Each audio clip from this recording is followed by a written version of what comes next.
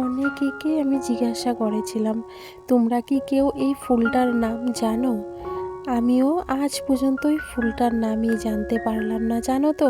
কিন্তু এই ফুলটাকে আমি কিন্তু সব সময় রাধারানীর চরণে দেই। খুব ভালো লাগে, যেহেতু রাধারানীর হলুদ কালারের ফুল খুব নাকি পছন্দ। তো আমি কিন্তু এই ফুলটা সব সময় দিয়ে যাই, কিন্তু এখনো পর্যন্ত নামই জানতে পারলাম না।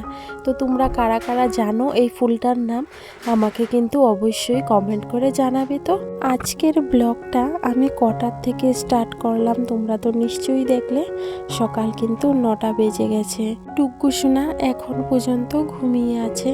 অনেক ডাক দিলাম, তারপরও নাকি তার ঘুম কমপ্লিট হচ্ছে না, সে নাকি আরও ঘুমাবে। তো আমি বললাম ঘুমিয়ে থাক, ওর আজকে মন মতো উঠোক, কয়টার সময় উঠবে আমি ততক্ষণে আমি আমার কাজগুলো আর কি সেরে ফেলি। তো তোমরা সবাই জানো আমি মাঝে ভীষণ পরিমাণে অসুস্থ ছিলাম। তো এখনও তেমন একটা আমি সুস্থ হইনি, হলেও আগের থেকে তো একটু ভালো আছি। তো কতদিন ধরে জানো তো একটু ভালো কিছু খেতে পারছি না। তো আজকে সকালবেলা আমি বললাম তোমাদের দাদাভাইকে যে আজকে বাজার থেকে গিয়ে অল্প ট্যাংরা মাছ নিয়ে আসো। আমার একদম বড় মাছ খেতে ইচ্ছে করছে না, নিরামিষও খেতে মন চাইছে না। কি খাবো না খাবো নিজেই বুঝে উঠতে পারছি না। তো ওই আর কি খুব অল্প করে একটু ট্যাংরা মাছ নিয়ে আসলো, যেহেতু ট্যাংরা মাছের অনেকটাই দাম। আর এদিকে আবার ডুগু সোনার জন্য কয়েকটা পাবদা মাছ নিয়ে আসলো, কারণ সে তো আবার পাবদা মাছ ছাড়া অন্য কোনো মাছই খায় না। তো আমি ভাবলাম আজকে আমি আমার মনের মতো করে মাছটাকে রান্না করব। এমনিতে তো দেখা যায় সব সময় ঘরের সবার পছন্দের রান্না করি, নিজের পছন্দের কোনো গুরুত্বই দিই না কোনো সময়। কিন্তু আজকে আমি আমার মতো করে রান্না করব, আর আমি আমার মতো করে মন ভরে পেট ভরে আর কি খাওয়া দাওয়া করব। তো মাছগুলো সুন্দর করে কেটে নিলাম, এদিকে একটু ডাল রান্না করেছি। আর আজকে ওই তুফান হওয়ার পর থেকে জানো তো আমাদের এখানে লাইন নেই। আজ 3 দিন হয়ে গেল, জলের অনেক পরিমাণে অসুবিধা হচ্ছে। খুব অল্প অল্প জলে আর কি কাজ সারতে হচ্ছে, তো কিছু করার উপায় নেই আর কি।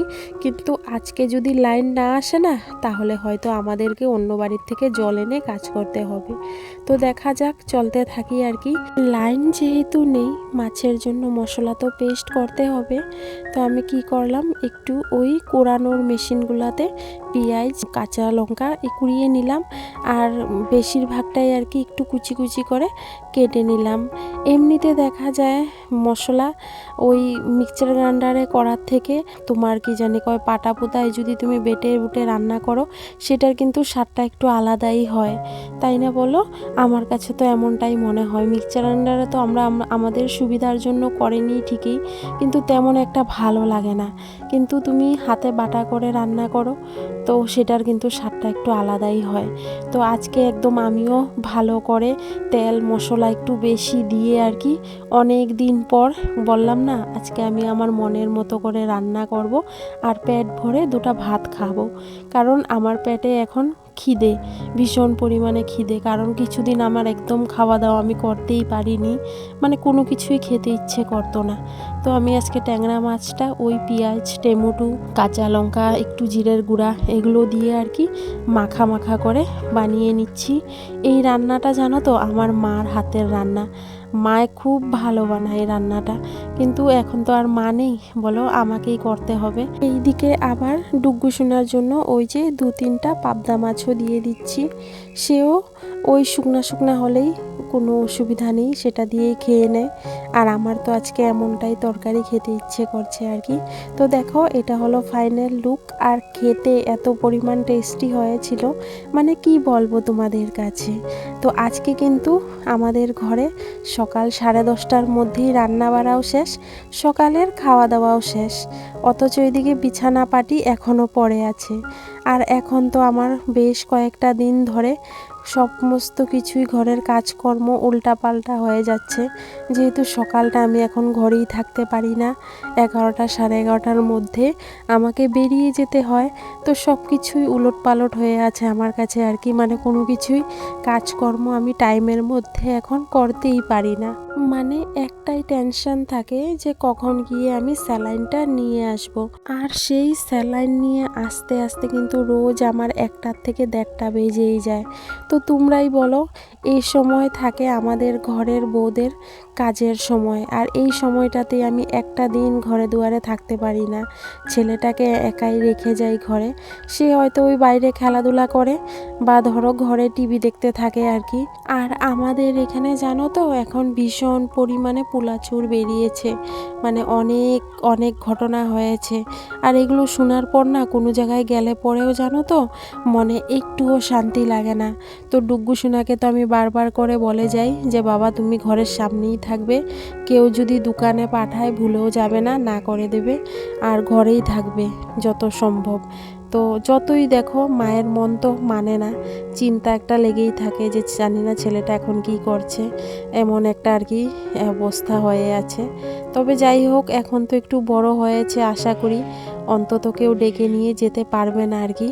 তো দেখো আমার কিন্তু মোটামুটি 11টার মধ্যে ঘরের সমস্ত কাজকর্ম কমপ্লিট। তারপর স্নান করে কিন্তু আমি সোজা চলে গিয়েছিলাম সেই স্যালাইন নিতে, স্যালাইন নিয়ে চলে আসলাম।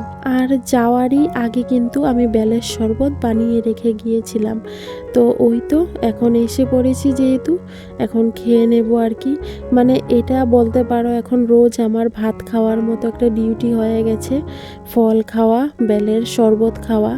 কারণ আমার মা আর বোন আমাকে ফোন করে একটু পর পরে জিজ্ঞেস করে এখন কি খেয়েছিস, ভিডিও কলে দেখা, বেলের শরবত বানিয়েছিস কি না দেখা ভিডিও কলে। মানে আমি এখন মিথ্যা কথা বলেও পারি না আর কি। একদিকে ভালো হয়েছে, মানে এইভাবে খাওয়া হয়ে যাচ্ছে আর কি তাদের ভয়ে ভয়ে। তো দেখো বেলের শরবত খেয়ে কিন্তু আমি বেশ অনেক টাইম শুয়েছিলাম, একটু মোবাইলটা টিপাটিপি করছিলাম। এইদিকে ডুগ্গু সোনা সেই যে খেলাধুলা করতে গেছে এখনও পর্যন্ত আসে না, জানো তো। এখন দেখো 3টা বাজে, ওর এখনও খবর নেই, আর এখনও পর্যন্ত আমাদের খাওয়া দাওয়া হয়নি। তো এই ফাঁকে দেখলাম আবারও লাইনও চলে আসলো 2-3 দিন পর। আমি তো দেখে অবাক, আমি ভাবলাম যে ভালো হয়েছে লাইনটা এসেছে, ততক্ষণে না হয় আমি জলটা আর কি উঠিয়ে নেব, কারণ সব কিছু খালি হয়ে আছে।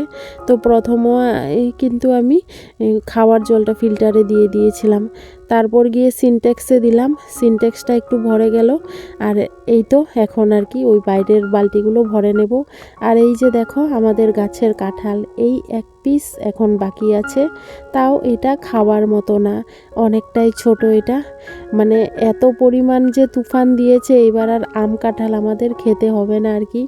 মানে আমের যত বোল ছিল সমস্তটাই পড়ে গেছে, আর কাঁঠাল গাছের তো কোনো বংশই নেই, তোমাদেরকে আমি দেখাচ্ছি। আর এইবার সত্যি আমি চমকে গেলাম যে চৈত্র মাস শুরু হওয়ার সঙ্গে সঙ্গে এত পরিমাণ তুফান দিয়ে এতটা ক্ষতি করলো মানুষের। আর এখনও তো তুফানের দিন পরেই আছে। আর এদিকে দেখো এখন কিন্তু আবারও হাওয়া শুরু হয়ে গেছে। আর এই যে দেখো কাঁঠাল গাছের অবস্থা, শুধু ডালটা খাড়া হয়ে আছে। আর ওই যে দেখো কাঁঠাল গাছটা ভেঙে কোথায় পড়েছে, এই যে দেখো। আর আজকে 2 দিন ধরে ছাগলের একদম পেট ভরে যাচ্ছে আর কি কাঁঠাল পাতা খেতে খেতে। সারাটা দিন এখানে এত পরিমাণে ছাগল থাকে সেই কাঁঠাল পাতা খাওয়ার জন্য আর কি। তো দেখো এখন কিন্তু খুব সুন্দর আবার মিষ্টি হাওয়া দিচ্ছে, কিন্তু এখন হাওয়া দিলেও ভয় লাগে, জানো তো, মনে হয় যেন আবারও তুফান আসছে নাকি। তো এই যে আমাদের ঘরের বাইরের অতিথি ছাগলের ছানা।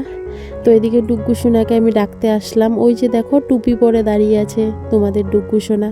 ওর খাওয়ার কোনো খবরই নেই, না এখন পর্যন্ত স্নান করার কোনো খবর আছে। তো এদিকে আবার ওই যে আমাদের পাশের বাড়িটা যেটা পুরো ভেঙে গিয়েছিল তুফানে, সেটাও ঠিক করে নিয়েছে। এইদিকে আজকের এই দিনটায় কপালটা খুব ভালো, দিনটা ছিল অমাবস্যা। তো সকালবেলা জানা ছিল না, জানো তো, না হলে হয়তো নিরামিষই খাওয়া দাওয়া করতাম।